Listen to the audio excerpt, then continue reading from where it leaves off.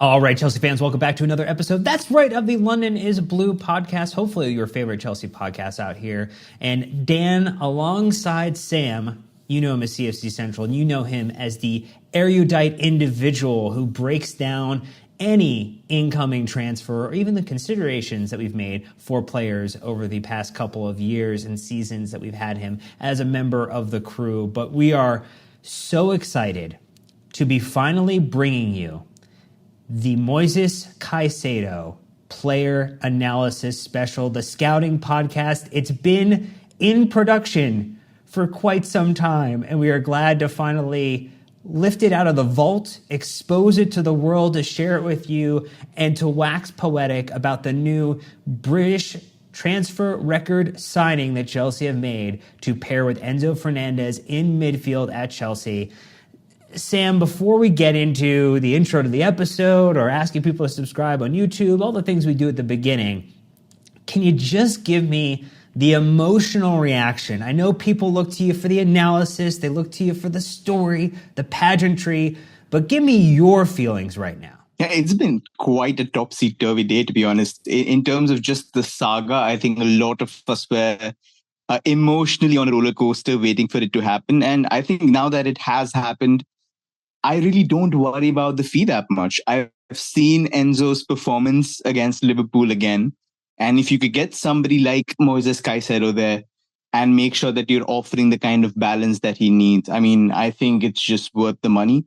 And I think we've finally got a player post Nemanja Matic who can just sit there, be a wrecking ball, be the extreme destroyer that we needed in midfield. So personally, very, very happy.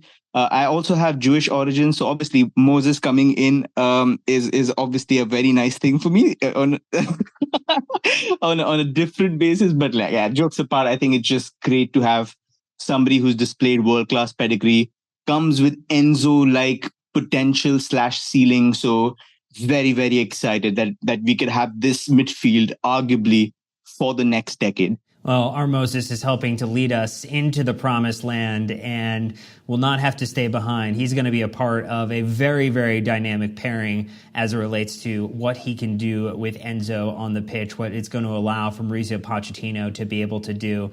We're going to get into just the reaction to the signing now that it's official. We did do an emergency pod. You can go back and listen to Brandon, Nick, and myself talk about the deal, go through the whole history of Chelsea back in early this year in January, being interested to where we got to now. It is quite the litany of individual elements and intrigue that have gotten us to this point. We're going to get through a little bit about his background, his story, get to know the player a little bit more on that personal level.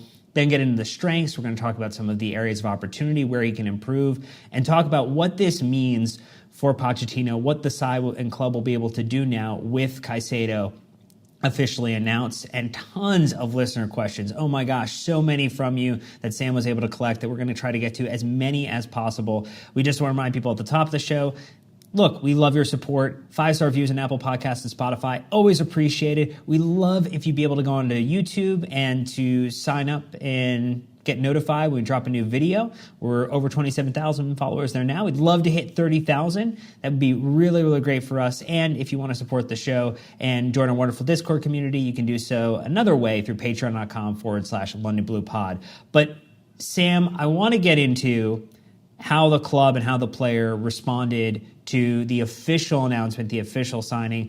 Obviously, we got the here we go, we got the Ornstein bomb or dagger, depending upon which word you're using. I'm going to say bomb because I was watching Oppenheimer at the time of the announcement yesterday. So to me, we were getting a lot of news yesterday, but it's now official today. Moises Caicedo on an 8+1 year deal, firmly at Chelsea. And he had a couple of things to say about how excited he was. I mean, it's poetic that he's on an 8+1 because he's going to be Enzo's +1, isn't he, in midfield? So pretty fantastic. I like these poetic references. I try to keep this in my head and hope that it leads to something nice. But on completing his move to Chelsea, Caicedo basically said that I am so happy to join Chelsea.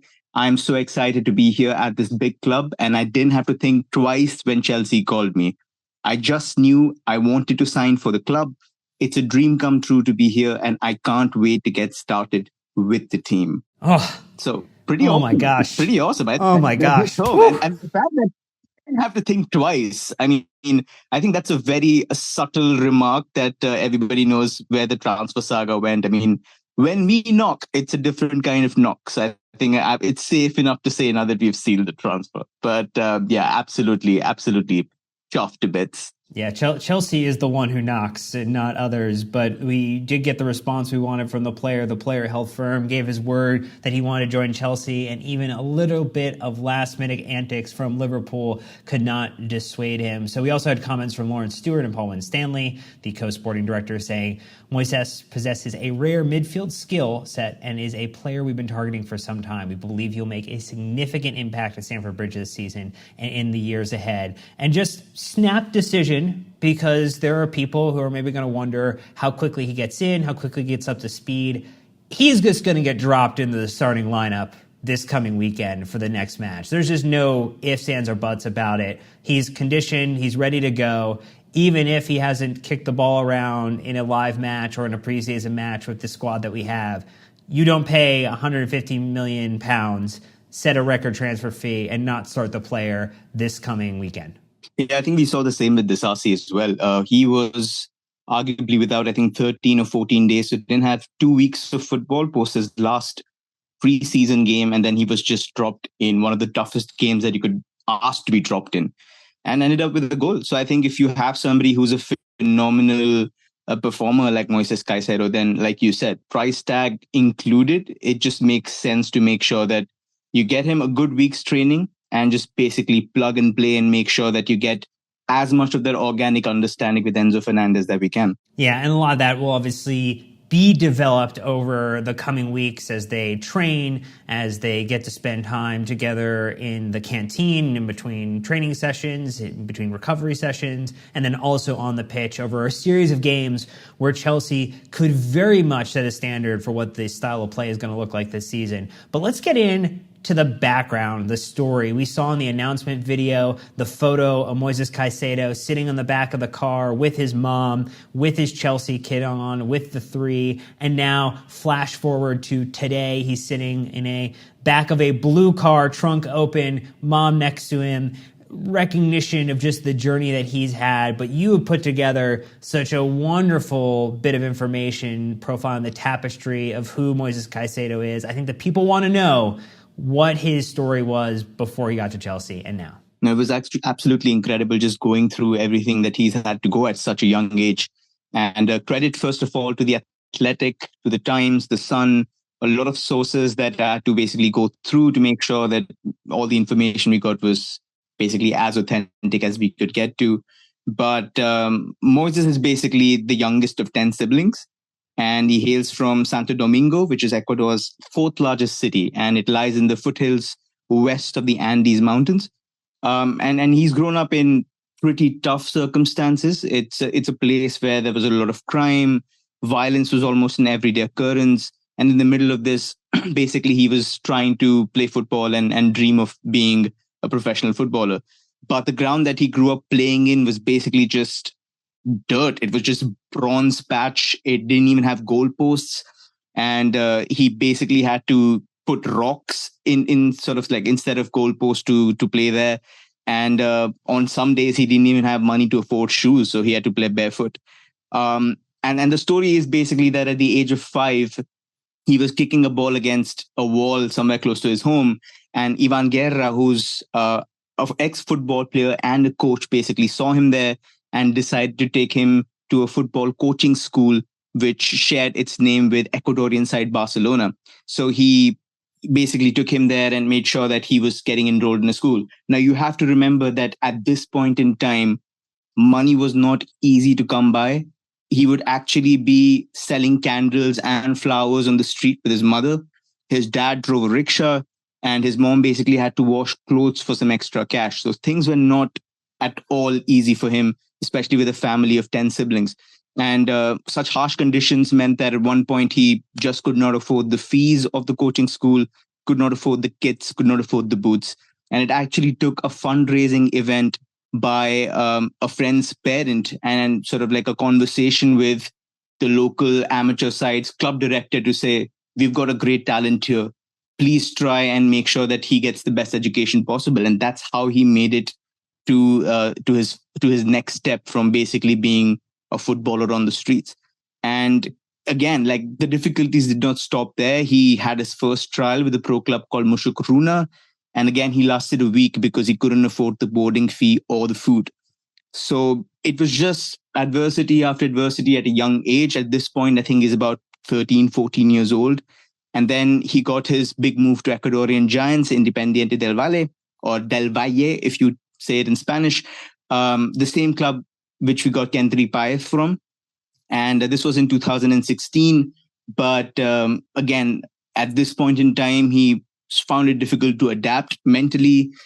Galo Rodriguez, who was the club's U16 manager, he told The Sun that basically Moises was a very introspective, quiet, and shy kid. So it was just difficult for him to move. He also put some really lovely insights saying about how all the kids who had seen violence, they'd seen a lot of things that kids are not supposed to see. So they were extremely aggressive. They were trying to use bravado, and they were trying to use a certain facade as a shield against the experiences that they'd gone through, and trying to overcome that, and suddenly being thrown into an environment where you're getting 3 square meals a day was very difficult for them to handle. So Moises sort of went through a phase where he was struggling to adapt. Then in 2017, he ruptured ligaments in his knee, which required more than one surgery. He had a pretty bad injury, and then after that, they had to do one more to repair the damage from the first surgery. And he was basically out for 10 months, could not handle it, was basically crying in his room. At one point in time during his Independiente journey, he called his mom and said, no more, I want to come back. And his mom actually told him to keep going. So extreme difficulty. But I think after this point in time, he just broke through.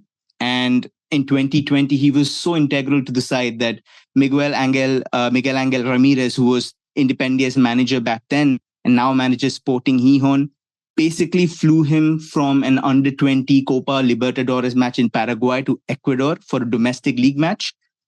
He won that game, and then he had to fly back to Paraguay for the final, which they won against River Plate. And they were crowned U20 Copa champions. And coincidentally, the guy who was playing in midfield for River Plate that day was Enzo Fernandez. So paths have crossed, and it's really lovely to see that these guys have met before in South America, have, clashed and shown each other what they're capable of. So it's great to know that they will be playing for us together in central midfield. And after that, it was basically Brighton got him. He played in the under-23s for a bit, and then he was sent on loan to Belgium. And at this point in time, again, it was very difficult. He'd just come to Europe for the first time. Mentally, physically, just felt like he wasn't adequate because the game in Europe just moved very, very quickly. Again, took a couple of weeks to make sure that he was back up to speed, was better physically, in a better condition. And then it was just his development since then has been absolutely exponential. Brighton got him back in January, made sure that he was integrated for half a season. And the season after that, starting with Porter and then Roberto De Zerbi, he's just been absolutely fantastic. So we've got a player who's gone through a fair amount of personal adversity. Somebody who's had to overcome a lot, but still is apparently an extremely sensitive, very empathic, very family-centric person. But on the pitch, he's described as an absolutely mature, incredibly combative midfielder, somebody who is headstrong, does not fear a challenge. And if you've seen the video of Brighton players basically using one word to describe him, calling him beast, animal, it basically describes who he is. So that's Moises Caicedo for you. Wow. Well, if you weren't excited already for Caicedo joining Chelsea, I think that sets a wonderful stage for who the person is that Chelsea are getting. Not only that, someone very true to their word. We know that there was the late approach from Liverpool, and Caicedo very clearly stated that it was only Chelsea. Chelsea was going to be the only option. Reports that he told Liverpool and Klopp directly that he gave his word. This is where he wanted to go. He wasn't going to consider a move to Merseyside. Ultimately, the player is already building a bit of a cult legend status, very similar to Willian at this moment, with the rejection of Liverpool being a part of this story. We have so much more to talk about. We're going to get into the strengths in just a moment, but we're going to take our first ad break and we'll be right back.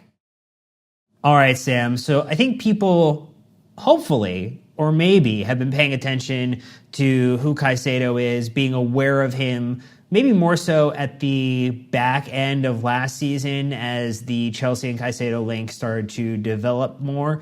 Obviously, we got pretty manhandled by Brighton over the last season, so maybe that was also an opportunity for people to do some competitive analysis on what Caicedo could bring to the side, who he is, what some of those strengths are. But for those who haven't spent a lot of time watching Caicedo, particularly not watching as much as you with the eye that you have, what would you consider to be his strengths? And I think the list is super long, so let's take them in chunks of one or two, and then we'll talk about those in specific. No, absolutely. I think I've had, if you would call it serendipity, but I've basically had the opportunity to watch a lot of Brighton over the past couple of years. I've had to watch them for Cucurella. I've had to watch them for Graham Potter. I've had to watch them for Caicedo separately, but basically had a very good idea of how the team played under two different managers and what's changed for Moises Caicedo. But if we isolate his qualities, I would say that first and foremost, he is arguably a world-class destroyer / ball-winning central midfielder. Somebody who has played a variety of midfield roles, but probably excels as a high-quality, high-quantity, Premier League proven ball winner. I think that's his standout strength. He's, in a strange way, he looks like he's absolutely exceptional when he's defending, when the play is sort of like ahead of him. So when he's chasing play back, when he's going after players is when he absolutely flourishes. Some of the best things that you'll see is this way that he just sneaks up on the blind side of somebody who's running at goal, puts his full lunge into it and basically nicks the ball back with a hook tackle. So he uses his heel, sometimes uses the outside of his foot to just get the ball away cleanly and immediately explodes into the other direction. So somebody is very good going backwards towards his own goal and cleaning up threats that tend to snowball into more difficult situations. Extremely aggressive. I think that's something that people were asking me in terms of what's the major difference between him and Declan Rice.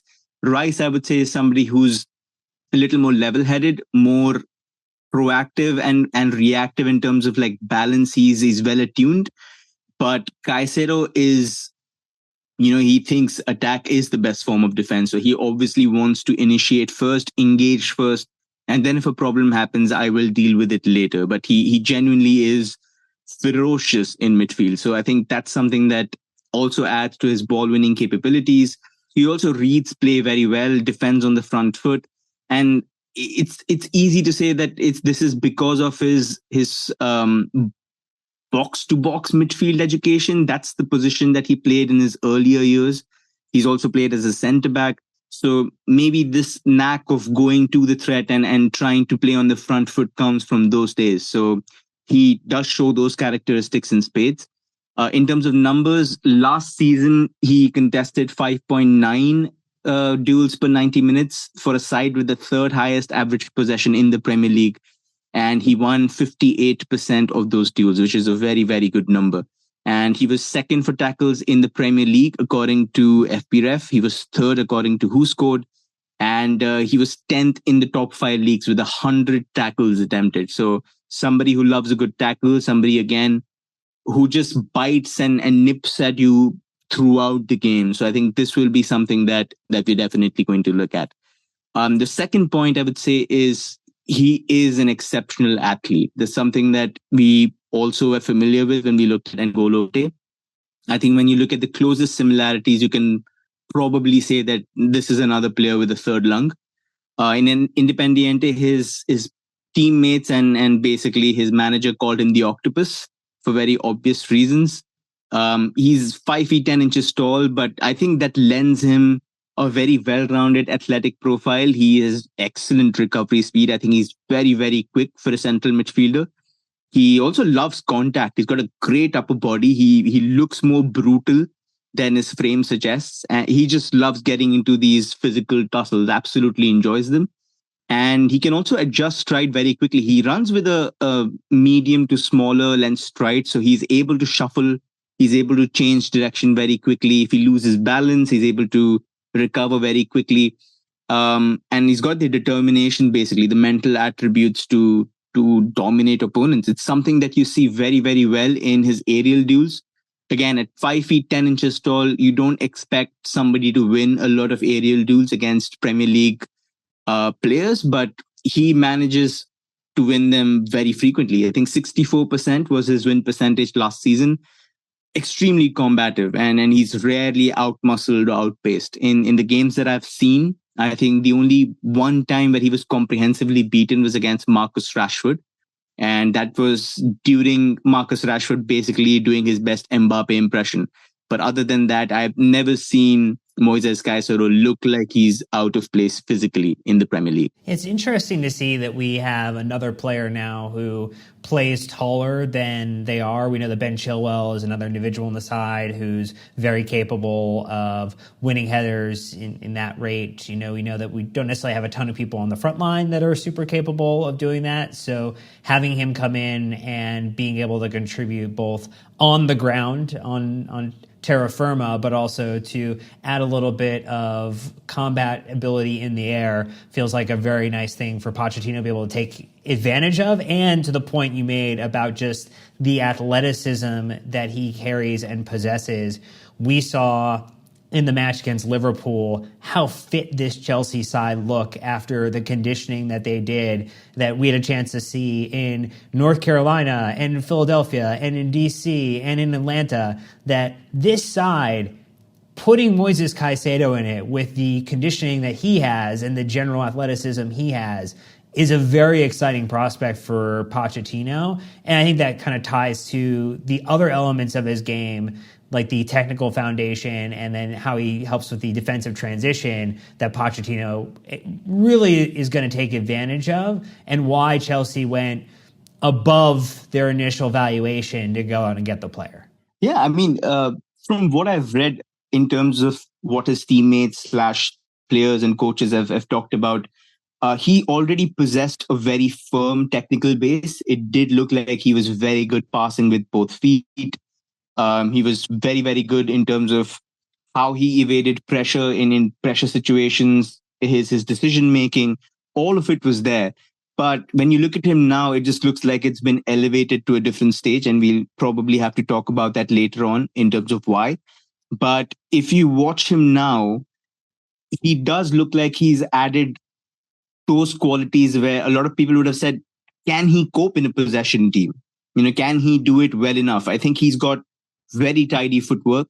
He's able to receive and release passes with either foot. So he's extremely in tune, in sync with his surroundings, retains the ball very well. He's very well balanced in terms of even if he gets staggered, he just shuffles his feet again and finds the ball. So somebody who's got, I think, great ball playing skills. And I think it was already there, but we didn't get to see it a lot under Graham Potter or in his earlier years. It's just been maybe adapting to the Premier League and the amount of pressure it inflicts on you. But he looks a different player now. And I think a lot of it has to be, like, the credit has to be given to Roberto De Zerbi, because he seems to have just thrown the gauntlet at Caicedo and said, look, you're already a very good player in these respects, but can you be better? And if you look at Roberto De Zerbi's build-up play patterns at Brighton, Caicedo was always at the center of it. He was basically the player in between the midfield and the centre backs. He was always receiving under pressure, very demanding, very open to the fact that he wanted the ball there. And a lot of central midfielders or sort of defensive-minded midfielders don't want that responsibility. We've seen N'Golo Kante be very good at everything except maybe start things from deeper. He didn't want to be facing his own goal, receiving the ball, and then starting from a deeper position. I think Caicedo is somebody who's already showing great things at that age. He's showing that he's able to orchestrate. He likes doing that part. He's also able to pull passes in between pressure and find players, his own teammates in good positions. So I think in terms of his technical foundations, De Zerbi knew that there was a good ceiling, that there was a very good floor, and he's managed to raise both of them, which is absolutely fantastic for us. And then speaking of just how he improve that passing, I know there's also kind of the multi-phase education as you build it. There's a few other points that we would want to get into too about, I don't know how much people are going to love the praising of De Zerbi after the way he conducted himself over the preseason, but we'll say thank you for the investment in bringing out or unlocking additional potential that Moises Caicedo had to make him an even better player for Chelsea that we are receiving now. No, I think I can understand his angst. I think he's a very, very good manager. And I'll say this with a completely neutral perspective. He's somebody who's obviously taken Brighton to a very good level. And he must be extremely disappointed to lose a key player in preseason. And if you look at the replacements that Brighton are looking at, I think there was somebody from Nice. I forget his name, a 19-year-old from Cameroon, I think. And he's just basically getting, baby minutes right now in Ligue 1. So to replace that level of quality and to have developed a player up until now and then lose them just as the season started, it's a huge blow. And I think it just speaks volumes about Caicedo itself. I think like this one hits different to Cucurella and all the other players. I think they were easily able to go and get Pervis Estupinian, a fellow Ecuadorian, and basically replace, maybe get a superior upgrade on Cucurella. But I think this midfielder will be slightly more difficult to get. But I think it's just, again, like we talk about how hard he's worked on the technical aspects of it. I think passing is also something that's very good. It was already good when he arrived at Brighton, but little things like his long passing, basically his ability to clip long passes in behind the last line. There was a lot of times when I could see him just win the ball, turn around and whip a long ball in behind for Trossard and Mitoma to run onto. And these things were not things that you were seeing under Graham Potter. So it's probably something that's just started to come to the fore a little bit. Confidence, I think it's just in possession stuff that he's been allowed to do now. I haven't been able to go back and see what he was at Independiente, but what I'm seeing now is obviously much different than what I was seeing under Graham Potter. So in terms of his technical fundamentals, like we talked, his passing is again something that's improving. I think it gets even better. There are things like switches, the quality of his switches, the quality of balls into space that I think he can even get better at, and probably get flatter, probably choose better decisions, probably improve the execution of how he hits them. But the fact that he's trying them more often now is a sign that maybe he's willing to explore that part of his game. So again, I think a massive, massive plus for us. And like we mentioned, I think one more quality that we've been sorely lacking for the longest time is defensive transitions. It's just something that has hurt us time and again. Last season was devastating in terms of, yes, keeping all the possession in the world, but not being able to do anything with it. And then double whammy in terms of seeing all these counter-attacking goals that we conceded. It was just, the midfield was a welcome mat, unfortunately. And people just waltzed through us. And when you look at Moises Caicedo, he's just so good at nullifying these moments of instability, like we said. He's very aggressive and proactive in the attacking third, and very calculated when he's closer to his own goal. So he will screen, he will keep shuffling side to side. He will make sure that he's pushing threats towards the touchline before he engages. So extremely smart in the way that he defends, depending on where he is, which is always a sign of a very good, very cultured, defensive-minded central midfielder. A very interesting thing to note is that obviously his aerial threat is good, but not enough to warrant keeping him inside the box at corners. He's usually in the recovery position. As we say, he's the center of the possession structure, the rest defense structure. So anything that comes in the center when the ball is lost, he's trusted to win the ball back for Brighton. And I think that's a role that we've lacked post Nemanja Matic. Enzo has not got the capabilities to do it. Conor Gallagher is decent at it. But again, sometimes it just looks like we're missing that specialist. And in Caicedo, I think we've got him. We've got somebody who definitely does that. In terms of, I think, possession one in the midfield third, last year only two guys were ahead of him. Rodri was at 193, Declan Rice at 175, and Caicedo was at 142. Interestingly, the one player to do it the most amount of times for us last season was Thiago Silva, and I think he had 59. So that just gives you the gulf of what we lacked in terms of being able to recycle possession endlessly and keep the pressure on, make sure that we don't succumb to counterattacks. Somebody who's able to prevent it happening in the first place and also has to know how to deal with it when it initiates.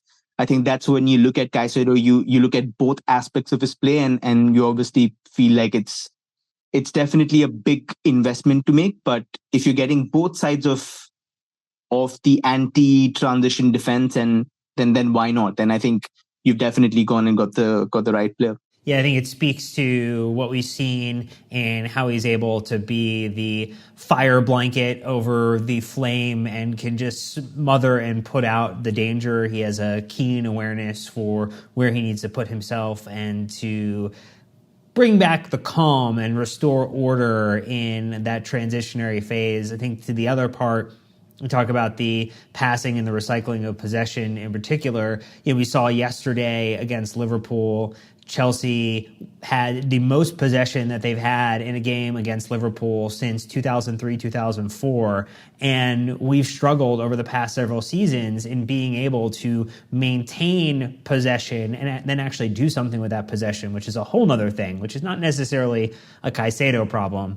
But being able to maintain possession against the better sides in the Premier League, that was something that we've been lacking. And I feel like with Caicedo coming in with the skill set that he has on offer, we're going to see our possession numbers increase. And with the way that Enzo then gets an opportunity to play forward, Caicedo is really going to be working those quick, potentially shorter passes to Enzo to get him the ball and then allow Enzo to necessarily dictate the play. But I mean, I know we went through a lot of strengths here, but is there anything else we have to cover before we maybe talk about where he can improve? Because he's not a perfect player yet, and we know that Pochettino is going to be working with every single player in this squad to help them get better season over season. We've even seen some players get better from game to game in preseason.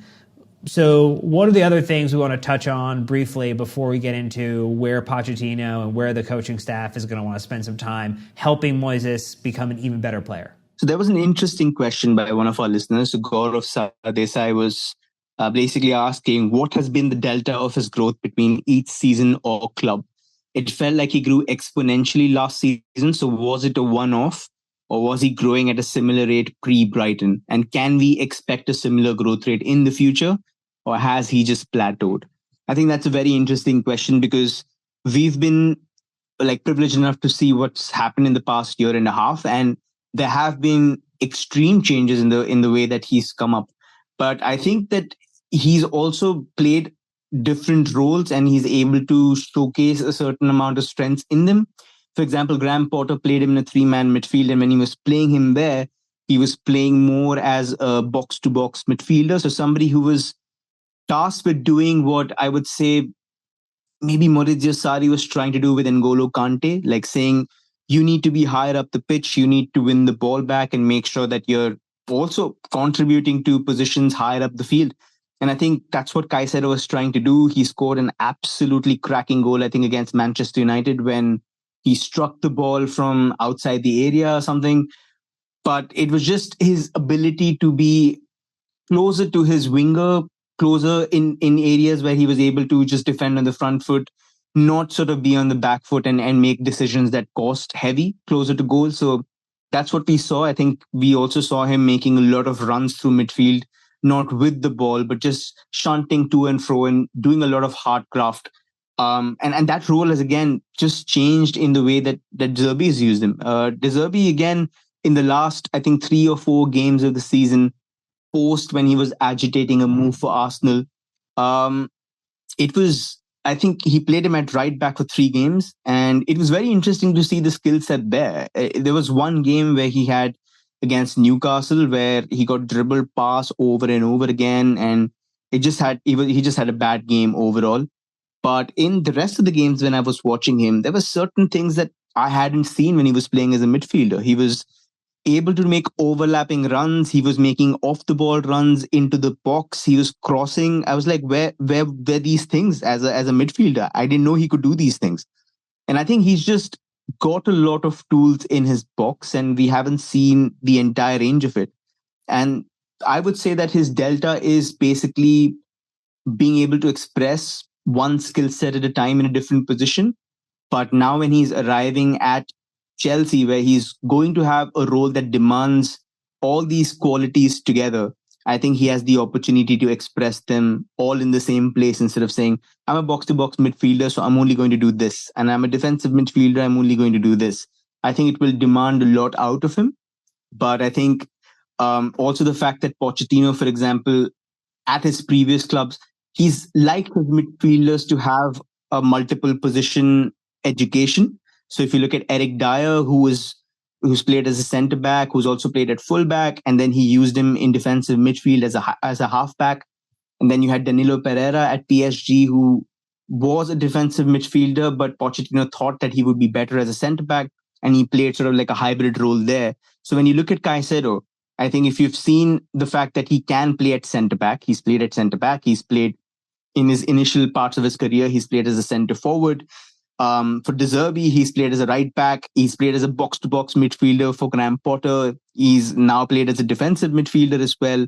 So he's got 4 or 5 positions under his belt. And I think Pochettino will want to draw from those experiences and try to make a very versatile, like I mentioned, multi-phase midfielder. Well, look, there are many phases left of this podcast still after all of that exciting information about where Caicedo's strengths are after Sam has watched probably 290s, and it involves some repeats most likely of Moises Caicedo. But we're going to take our last ad break before we talk about where he can improve and answer some of your listener questions. So stay tuned and we'll be right back. All right. So Sam, not every player is perfect. We might feel like at 115 million pounds, a player should come as the perfect article, but that is not necessarily the case. They're the perfect fit for what we're trying to do, but maybe from a skill set situation, there are ways that they can continue to evolve. Asking the question about what are the concerns we have around Caicedo, other than the short time he's had in the Premier League, and then the shortcomings that he'll need to, Caicedo, improve in his game over the years ahead, because it's 8+1 that will have him as Enzo's +1. So I think you outlined a couple of different areas that you want to point out where Caicedo definitely has an opportunity to evolve as a footballer, particularly as he has set himself a personal marker to be the best Ecuadorian footballer of all time. And who knows, maybe his fellow South American in Mauricio Pochettino will help him get there. Yeah, definitely. I think when I was charting this list down, there was hesitation in my mind because I wouldn't necessarily quote these as weaknesses. I think they are more minor issues, and some of them come because of his education. Some of them come because of arguably his sort of like unfamiliarity with the position. For example, some of the games when I've seen him drop into the penalty box, he's sort of lost his marker. So I can tell that he's not been assigned a centre-back duty where he's had to mark players inside the box. And obviously, when we talked about him being more in recovery positions and being as a last man on set pieces, because he's so damn quick and he's so good when he's defending against 1v1 threats. So he really doesn't go into the box much. So he doesn't know how to deal with markers and sometimes loses them when he's trying to defend deep in his box. So I think that's something that can be improved. But again, I look at his he hasn't played centre back for Brighton at all. He hasn't played it at Beerschot either in Belgium. So I'm pretty sure that those are things he hasn't been able to do against high quality opponents. So I would put this as a minor issue. Again, like you mentioned, if the fee is that much, then you would want a flawless, extremely polished with a beautiful veneer kind of midfielder. And I think if you want that, then this is a small thing that he needs to improve. The other thing I would say is like his attacking phase contributions have been few and far between. He's pulled out the occasional pile driver from range, but it looks like he could definitely add more. When we talk about Enzo Fernandez lacking things in the defensive part of his game, I would say the opposite for Caicedo, where he's absolutely phenomenal in the defensive part. But for him to take that next level over the next 4 or 5 years and become even better, I think he could add more threat, whether that's improving his final ball, whether it's being able to deliver through balls a la Tony Cruz from deep, where he's able to hit better switches and isolate Mudryk against opponents. Those kind of things, or maybe even just be a little more adventurous. I think his penalty area touches are around 0.8. So I think the only touches he ever takes is like accidentally through set pieces. But he never really gets into the box, and I think Pochettino isn't against it. He does want his midfielders to do everything. So if he wants to take a little bit of risk, I don't think Pochettino would be against it at all. So maybe that's something that needs to improve. The three other things that I would quote are more sort of weaknesses or sort of like issues that I don't think can be ironed out.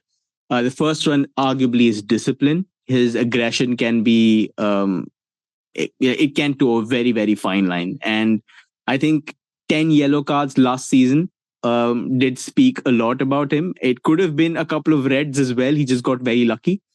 But the fact that he was, I think, first in the Premier League last season with 65 fouls, I think says a lot. And he just makes needless fouls. He doesn't need to do it. And I think sometimes he gets carried away in the heat of the moment and he'll just clatter into someone after the ball's gone away. Or he just, puts his back again, like he spins around and he basically bumps into people. He doesn't need to do that at all. And I think if you are to become an extremely exceptional generational defensive midfielder or a ball-winning midfielder, then you have to keep it tidy. And you can't afford to be ill-disciplined. And I think that's something that needs to be definitely looked at, because this season might not be a good reflection, but when we are arguably, maybe hopefully next season when we're competing for the title, if you miss 2 games via suspension and one of them comes against your title rivals, and people will be complaining, saying that did not need to happen. So little details matter. And I think discipline, again, it's because he's so aggressive by nature. He loves to play on the front foot. It's something that it's difficult to take away without perhaps affecting his natural tendency. But a balance must be struck. I think that's very, very important. The other thing that I noticed was his long distance closing down. I think he sort of makes decisions when he's not supposed to. For example, when a player is out of counter pressing range, when he's got enough time to turn around and assess what's around him, Caicedo still charges in like a raging bull and tries to tackle. And that's when he gets turned around, or that's when he gets bypassed. So I think in those moments, those situations, I would really want him to be more self-aware, or at least inculcate a sense of, okay, I need to step back. I need to go into, a mid block, or just stay off until there's a wiser moment to tackle. And this is very important because Ben Chilwell in preseason had an interview where he said exactly this. He said the entire fulcrum of our philosophy is basically knowing when to press and when to step off. And if you have one person who's being ultra aggressive, then it risks throwing the press off. So you also need to have that know to step back and say, not the time right now. So I think that's something that we need to look at. And arguably the last one I would say is his carrying or his dribbling. Like he's very safe in the way that he carries. He's very short, tends to go quickly and then release. Again, because he's a defensive-minded midfielder, maybe he likes sort of being on the safer side of things. He just keeps it very safe with his passes, with his carries. But I think he can still do a little bit more. I think he's physically excellent. He's got a decent amount of pace, a very good amount of pace on the ball. So he can do it if he wants to. It's just that he does not progress the ball at all through carries. He's just somebody who likes passing it to other people and keeping it safe. I wouldn't say that's necessarily a bad thing, because I would say that, like, if he were able to carry it and explode forward, that would put him very, very close to Kante. And I don't know how well an Enzo and an N'Golo Kante would have worked. It would have been exceptional to see. But I think, like, when you've got one midfielder who wants to be ahead for passing reasons and the other who's exploding ahead because of carrying reasons, then there can be a little tactical instability. And when you've got somebody like Caicedo who doesn't receive a lot of progressive passes, who likes being a little deeper, who likes basically looking back instead of looking ahead, then that's a nice contrasting midfield pivot to have. There's a good balance, there's a good understanding. And I think both raise each other's strengths, which is a very, very good thing in the long run.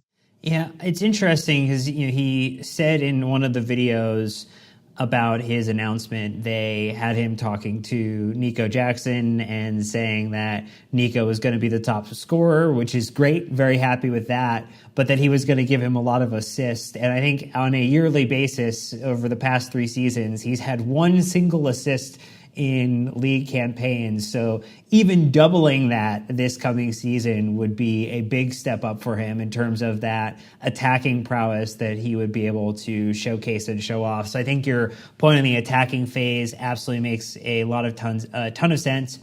And then we've even seen other players on the side over the past preseason and first game of this season, like Conor Gallagher, who absolutely was a yellow card magnet last season, had more than Moises Caicedo, I think in less appearances, had 11 across the total Premier League matches that he was involved in, played a much more disciplined game under Pochettino, and maybe we can see some very quick adaptation there in a similar fashion for Caicedo as he comes to Chelsea. So I think those things will be very interesting to keep an eye on over the next series of games to see how many of these concerns are quick adjustments, things that require a little minor effort from Pochettino and team to work with him on, and what are the things that are going to be a little bit harder or long-term in terms of coaching to level up those areas or mitigate those risks. No, definitely. And I'm glad you brought up Gallagher because that just reminded me of this post-game interview that happened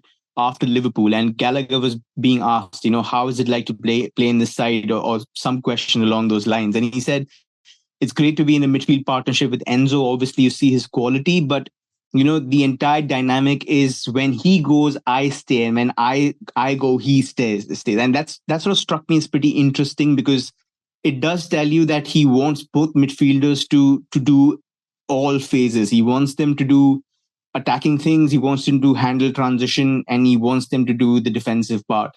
When you looked at Andre Santos and Cassidy in preseason on the first game in North Carolina, both were dropping into the back line. Both were helping with build-up. Both were going ahead. Andre Santos was a little more withdrawn, and Cassidy was going into the box because obviously he's a aerial battering ram. When you're able to just hit him with crosses, he gets you goals. But both of them wanted to be in advanced positions. Both of them were showcasing sort of like a tendency to do everything. And I think that's what Pochettino would want from Caicedo as well. So I think in terms of when you say 1 assist, that promise to Nico Jackson might not be off. We might see a little bit more. We might see 2, maybe hopefully 4, a couple of through balls a season. I mean, he still manages, I think his numbers are 1.2 key passes per game, which is not bad. Which is not bad at all. I think it would put him 2nd or 3rd of all our players from last season, which is not bad at all. So why not?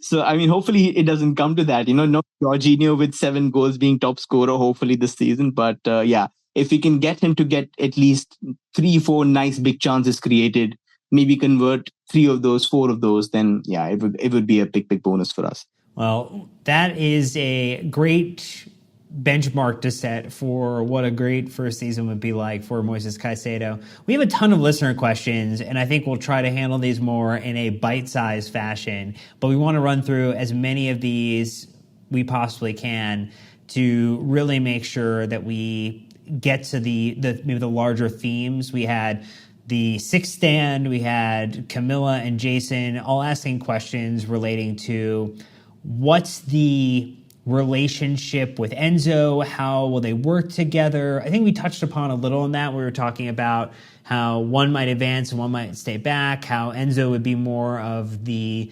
facilitator of the attacking phase and Caicedo would be more of the screen, winning it back, keeping things in order to allow the attacking individuals to stay focused on that phase of the game.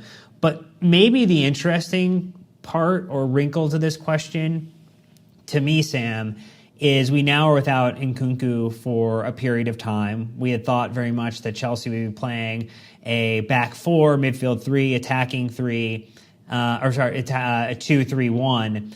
It looks very like, though, with the acquisition of Lavia pending, that Chelsea might go to a 4-3-3 and desire to maintain control, maintain possession, advance the ball that way. So what are your thoughts around just how he's going to fit within this side as a kind of shorter analysis without maybe necessarily, we can cover more on this if we do get to do a Lavia pod, because it's not completely official. There's no medical done as of the point of recording yet. That would be something we could consider too. No, I think the interesting thing will be to see how Pochettino adapts the entire composition of his side, because I think what we know now of what he does is he likes asymmetrical roles. He likes delegating one responsibility to one fullback and the other one behaves in a completely different way. So if you looked at Ben Chilwell in preseason, and obviously he was playing left wing yesterday against Liverpool, but when we looked at, say, Ben Chilwell and somebody like a Reece James, and Reece James was sort of slotting in as the third centre back, being a lot more conservative, and then Chilwell was obviously just playing as a left winger. He was hugging the touchline, he was relentlessly sprinting into the box for long balls, and that was just a major dichotomy in the way that the roles were interpreted. And the same thing would happen in inverse when you had Cucurella, who would become the next centre back, and then after that you had Gusto, who was just bombing forward, trying to cross, and then Reece also, when he was playing next to Cucurella, was given more license to run forward. So I think it'll be interesting to see how the roles adapt for the pivots, because we have seen a wide variety of profiles in there as well. When we've seen Conor Gallagher and Enzo, we've seen something. When we've seen Andre Santos and Casadei, we've seen something. So I think obviously the fair bit to say is the fit would be Enzo Fernandez can go up a little bit and make sure that he's closer to areas where he can influence it. For example, what happened against Liverpool, a role that is familiar to him from his time at Benfica, from his time at River Plate. He likes counter-pressing. He does not like defending in his own half. He's somebody who excels when he's closer to goal. He can pull those passes for attackers, making runs in behind. So you want him further forward. And then you would want, like you mentioned, Moises Caicedo to be the screen, to be the counterbalance, somebody who's holding a slightly more conservative position. And arguably this would be on the right-hand side, because I think Enzo's best position is the left side as an 8. And on the right side, Caicedo's best position is the right-sided 8. So I think it's a good amount of profile balancing. So you would arguably want Caicedo to be a little more central. I don't know if both fullbacks will invert to make sure that Enzo gets, in the front five, but you would want that balance to be there. Just let Caicedo do his cleaning up. Let Enzo do his thing with freedom. And arguably when you have somebody like a Caicedo, you could push the side of the winger that he's on also further forward. When we saw him play on the left-hand side, I remember Mitoma played with a lot more freedom.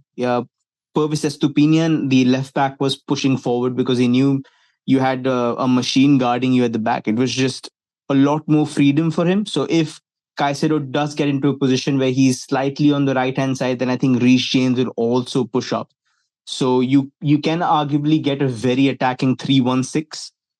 If Pochettino wants it, there will be sides, not Liverpool, who want to sit back and see what we can do against stubborn sides. And I think if you can get both fullbacks up, if you can push Enzo Fernandez up, who's basically the fuse to the bomb, then you risk getting, caught back, but you also probably can get 3 or 4 goals out of the front line that we have. So advancing the questions, we kind of have a couple other ones here that we want to get to. DMT asking, which player do you think will benefit most from Caicedo coming into the 11? We've talked a lot about Enzo, and I think the default answer is there. I think 2 other interesting things, if we do end up playing that 4-3-3, one that jumps to mind for me is maybe Reece, in terms of his ability to bomb forward on the right-hand side and develop a partnership there, I think would be a beneficiary. And then our center back pairing in that back four, both will benefit immensely by having the security or peace of mind of having Caicedo playing in front of them. But if you'd love to offer a different individual who might be a beneficiary, outside the whole squad. Love to hear your thought on that. No, I think definitely. I think you pointed it out perfectly. I think Reece James would be somebody who benefits a lot. I arguably think the right winger would also get a new lease of life, whoever it is. I don't know if it's going to be Raheem Sterling. I don't know if it's going to be Noni Madueke. Thankfully, both of them seem to be pretty hardworking. Madueke can be a little lax, but Sterling, I've been impressed by. Not with the stuff that he's doing on the ball, but especially in terms of his work rate, in terms of his dropping back, he's been exceptional. So it doesn't probably need it, but I think he would be happy if he had somebody like a Caicedo protecting him. So I would say the right winger, whoever it is who plays, has a new lease of life. I don't know if it's Michael Olise who comes in and becomes the new one. I don't want to add fuel to the fire. Then I can see you absolutely rolling your eyes to the back of your head. Too many signings, more pods to do with this guy. Lord, never. I'm enjoying all of the action, the activity. Counter to maybe some others. I am loving the work that the club is doing right now. Again, this has been a pretty crazy window. This transfer saga alone. The overpay, I think you joked about it on Twitter, is that effectively the overpay is actually just maximizing Enzo. And so it's worth that to pay the money for getting an even better version of Enzo, which is a great way to justify it. We try to justify purchases in multiple different ways, even if we spend more than we should for something that we really want. As we think about some of the other questions that people have had, we had people talking about, and we mentioned this just briefly, Dave, Honorable in Tech, and then Mad Montana with the question about just what does it look like with Lavia in there. I do think Lavia probably sits the furthest back of the three, and that allows Caicedo to play a little bit forward on the right, his best side, allows Enzo to play a little bit further forward, the most far forward on the left-hand side. Caicedo ends up moving between the two, and you have Lavia as the deepest lying of those individuals to make sure that there's never any threat of the center backs or our goalkeeper being put under any amount of danger. Yeah, I have a slightly different interpretation, I think. Okay. So first one would probably be that I don't see any of those three guys as pure defensive mids. I think all three of them can play there as the deepest in a three-man midfield. We've seen Enzo do it last season. Just I think when I think around Feb or March, he was playing as the deepest in a three. We've seen Caicedo play it at Brighton. We've also seen Lavia play it at Southampton. But I think with Enzo, obviously there are clear flaws. He cannot defend when people are running at him. He doesn't have the speed. He doesn't have the recovery pace. He doesn't have the know-how in terms of to deal with quicker PL level threats. Lavia tends to be, I think if you play him deepest, his carrying threat goes away. I think when you ask him to be more conservative, he might be a little more restrained doing the thing that he's very, very good at. Obviously, in the first phase, he's absolutely fantastic. So he can improve at his age. You can arguably see him improving the flaws in his game. For example, his defensive positioning is very suspect. So you imagine what he would do if he was the deepest midfielder. And Caicedo, like Kante, you don't want at DM. I know, why would you take away his prowess in the attacking third? Why would you take away his instincts and anticipation? Why would you blunt so much of what he brings in the attacking third? And from the attacking third going back, if you can kill a threat closer to your opponent's goal, why would you wait for it to come to you amplified and more potent than it was a couple of seconds ago? So that's the conundrum there. I don't think either of those three fit there. The only two guys I see who've played that position very well are Andre Santos and Leslie Ugochukwu. I think both of those guys are DMs, but neither of those guys are arguably ready to play them. So the question is, why do you have 5 central midfielders for 3 midfield positions? Or if you're going double pivot for 2 midfield positions, which is the question I'm still trying to figure out. It might very well be Lavia at DM, Enzo on the left and Caicedo on the right, because those are positions that the guys have played most recently and been very good at most recently. The other interpretation is completely different. If you've seen the 4-2-3-1, I would say Pochettino hides 2 box-to-box midfielders in his system. The one obviously is one of the pivots. So we've seen Enzo play that role.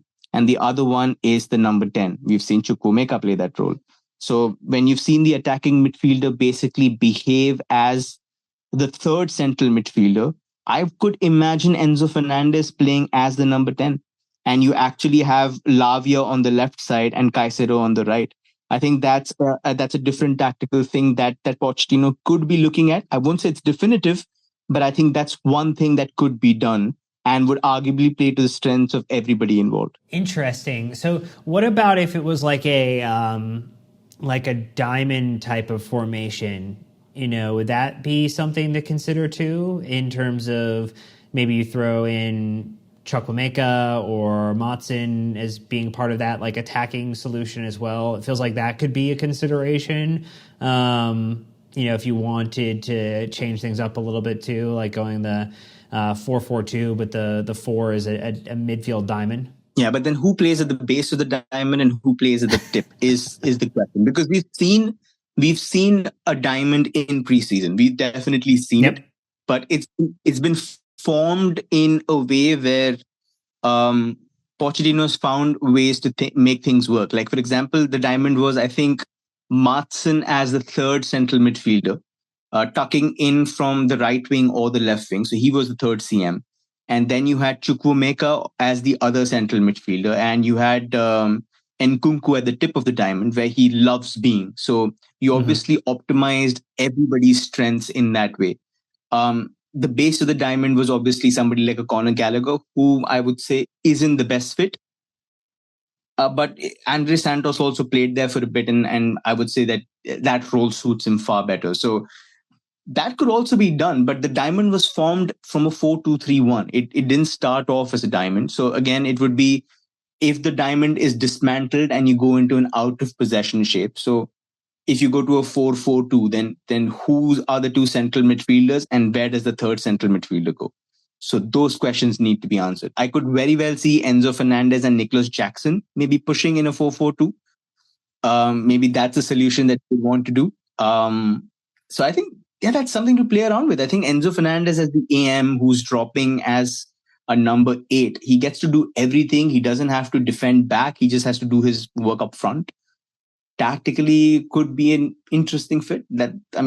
Not throwing it out there, but I'm just saying something to ponder. Well, maybe the diamond will be a parallelogram at times, depending upon how it moves on the pitch, because we know that formations are just the theory until it actually starts and the 90 gets underway. But look, we have talked a lot about Moises Caicedo, what he brings to Chelsea, where are the strengths in his game, where are there opportunities to advance, answering some wonderful listener questions. There's so much more that we're going to be talking about with him. There were questions about Lavia, and I imagine we might be doing another pod in the very, very near future, depending upon what happens with him tomorrow. So we'll save those for the next installment of another one of our wonderful tactical analysis that we do on players when they sign for Chelsea. So Sam, just want to thank you on behalf of everyone, because we know you've been getting hit up asking for the pod, asking for the thread. People have been waiting, but they also didn't want it to release before Caicedo was announced because they didn't want to jinx on it. But this was the reverse Rafinha. We got it done, and Chelsea are now with the best midfield pairing we have had in quite some time. And just a thank you for all your diligence and hard work to get us educated on how special a player Chelsea have acquired and how amazing this midfield is going to be for years to come. Well, thank you so much, Dan. As always, I think it's great, like sitting here talking with you and then, gaining insights as many as I can, and then going back and putting all the hard work in, putting all the graft in, and hopefully getting better at what I do. So I think that's the aim. And hopefully we've answered as many questions. We wish we had like unlimited time. There were a lot of incredible questions on the post. But hopefully we've done our best to clear up every single doubt that you may have, and made you feel a little lighter about spending all that money on a new central midfielder. So I think I think that's the purpose. That's it. I think we've got a very, very good a central midfield partnership, which if it clicks, we don't have to worry about for a decade. And that's what I'm thinking of. That's it. Well, and Sam, you're also known for taking the high road. So I'm going to give you an opportunity here in the closing moments just to say, are there any Liverpool or Klopp related jokes or puns that you want to throw out there before we give people the final farewell? Did you notice the title of the episode at the top? When I posted it? Did you see it, Stan? That was the start of the episode, and you missed my legendary pun. Although it has been you did talk about the parting of the Red Sea previously, so I think that was very good in terms of the joke there. I think it was a little light, but people have been having fun. People have been having a lot of fun talking about Liverpool and all the other things that they've been using to poke fun at their inability to sign the midfielders that they've truly wanted this summer. No, I think they've gone from pressing to depressing, just thinking of all the targets that were stolen from them. But not going to cry at anybody else's expense, not going to basically make fun of anybody else. In Spanish, we have a saying, do not make fun of my sorrows because your today will be my tomorrow or something like that. But I think I messed it up. But basically, don't laugh at me because you might be in the same situation tomorrow. So I'm like, we did well. I think we got our players, and I think I'm just happy. I'm very content. I'm very satisfied. So consolations and commiserations to the Liverpool faithful. But we got there first. We got there first and we got there last, which is the most important thing because we got it done. Thank you for joining us for this episode as we broke down everything you need to know about Moises Caicedo. Plenty more podcasts coming at you this week and throughout the rest of a very, very busy transfer season. Thanks so much to Sam for all the hard work that he did putting this together. Thank you for your wonderful questions and support. Until next time, Chelsea fans, you know what to do. Keep the blue flag flying high.